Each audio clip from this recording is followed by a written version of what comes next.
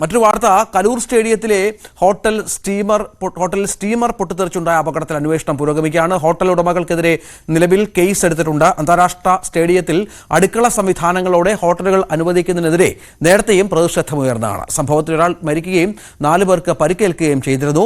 പരിക്കേറ്റ് ചികിത്സയിലുള്ള ഒരാളുടെ നില അതീവ ഗുരുതരമായി തുടരുകയാണ്. ഡാനി വിവരങ്ങൾ പങ്കുവെക്കുന്നു. ഡാനി, എന്താണ് സംഭവിച്ചത്? ഇതിൽ ഹോട്ടൽ അധികൃതരുടെ പങ്കാളിത്തം എന്താണ്? രഞ്ജിത്ത്, ഇത് ഹോട്ടൽ പ്രവർത്തിച്ചിരുന്ന സ്റ്റീമർ പൊട്ടിത്തെറിച്ചാണ് ഈ അപകടം ഉണ്ടാവുന്നത്. ഒരു ദിവസം മുൻപായിരുന്നു ഈ സംഭവം ഉണ്ടാവുന്നത്. ഈ അപകടത്തിൽ ഒരാൾ മരിക്കുകയും അവിടുത്തെ ജീവനക്കാരാണ്, ഇതര സംസ്ഥാന തൊഴിലാളികളാണ് ഇവരെല്ലാവരും തന്നെ. ഒരാൾ മരിക്കുകയും അതോടൊപ്പം തന്നെ 4 പേർക്ക് അവിടെ ജോലി ചെയ്ത 4 പേർക്ക് പരിക്കേൽക്കുകയും ചെയ്തിരുന്നു. ഇതിൽ ഒരാളുടെ നില, നാഗാലാൻഡ് സ്വദേശിയുടെ നില ഗുരുതരമായി തുടരുകയും ചെയ്യുകയാണ്.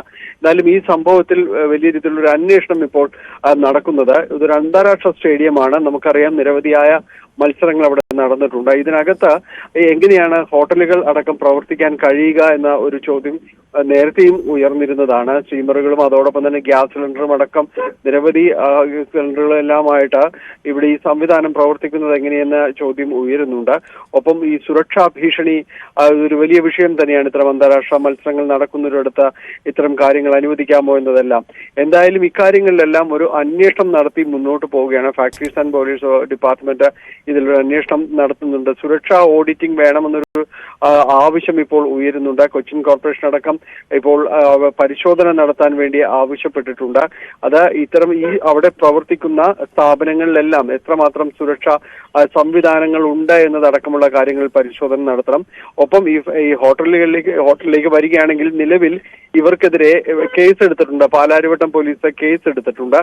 വിവിധ വകുപ്പുകളുടെ അന്വേഷണം തുടരുകയാണ്. അവരുടെ അന്വേഷണ റിപ്പോർട്ട് കിട്ടിയ ശേഷമായിരിക്കും തുടർ നടപടി എന്നാണ് പോലീസ് അറിയിച്ചിരിക്കുന്നത്. നിലവിൽ ഒരാവശ്യം എന്ന് പറയുന്നത് ഇതിലൊരു സുരക്ഷാ പരിശോധന നടത്തണം. കാരണം നിരവധി മത്സരങ്ങൾ നടക്കുന്ന സ്ഥലമാണ്. അപ്പോൾ നേരത്തെ തന്നെ ഇവിടെ ബലക്ഷയം അടക്കം ചൂണ്ടിക്കാണിച്ചിരുന്നു. ഫിഫ ഇവിടെ അണ്ടർ-19 വേൾഡ് കപ്പ് നടക്കുമ്പോൾ ചില മത്സരങ്ങൾക്ക് വേദിയായിരുന്നു. അപ്പോൾ ആ മത്സരങ്ങൾ നടക്കുന്ന സമയത്ത് വലിയ രീതിയിലുള്ള പരിശോധന നടത്തുകയും പിന്നെ ഇതിന്റെ മേൽക്കൂരയ്ക്ക് ബലക്ഷയം ഉണ്ടായെന്നെല്ലാം തന്നെ ചൂണ്ടിക്കാണിച്ചതിന്റെ അടിസ്ഥാനത്തിൽ പിന്നീടുള്ള മത്സരങ്ങളിൽ കാണികളുടെ എണ്ണം ഗണ്യമായിട്ട് കുറച്ചിരുന്നു.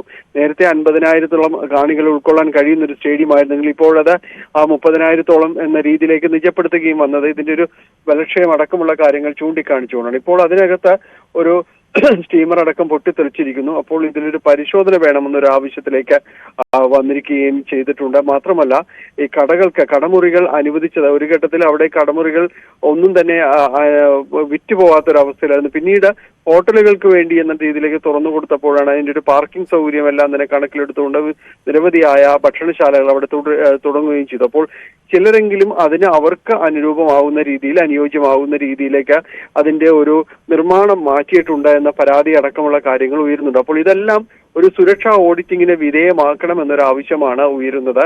അങ്ങനെയെങ്കിൽ കഴിഞ്ഞ ദിവസം കൊച്ചിൻ കോർപ്പറേഷൻ കൗൺസിൽ യോഗത്തിലും ഈ രീതിയിലുള്ള ആവശ്യങ്ങൾ ഉന്നയിച്ചിരുന്നു. അപ്പോൾ കോർപ്പറേഷനും അത്തരം ഒരു തീരുമാനങ്ങളിലേക്ക് അടക്കം, അതായത് ഇപ്പോൾ ഈ അവിടെ കടകൾ അങ്ങനെ വിറ്റുപോകാത്തത് കൊണ്ട് അല്ലെങ്കിൽ വാടകയ്ക്ക് മറ്റും പോകാത്തത് കൊണ്ട് ഹോട്ടലുകൾക്ക് അനുമതി നൽകിയായിരുന്നു. ഹോട്ടലുകളിൽ ആഹാരം കഴിക്കാനൊക്കെ അങ്ങനെ പോയപ്പോൾ ഒരുപാട് ഹോട്ടലുകൾ വന്നു. അത് വളരെ പ്രധാനപ്പെട്ട സ്ഥലമാണ്. നേരത്തെ ഡാനി പറഞ്ഞ പോലെ പാർക്കിംഗ് സൗകര്യമൊക്കെ ഉണ്ട്.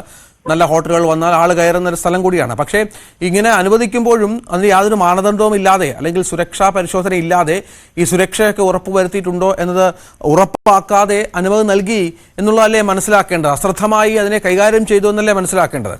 തീർച്ചയായും രഞ്ജിത്ത്, അങ്ങനെ തന്നെയാണ് അതിനെ കണക്കിലെടുക്കേണ്ടത്. കാരണം ഇതേപോലൊരു വലിയ ഒരു സ്റ്റേഡിയം അവിടെ ഇതെല്ലാം അനുവദിക്കാമോ എന്നതടക്കമുള്ള കാര്യങ്ങളുണ്ട്.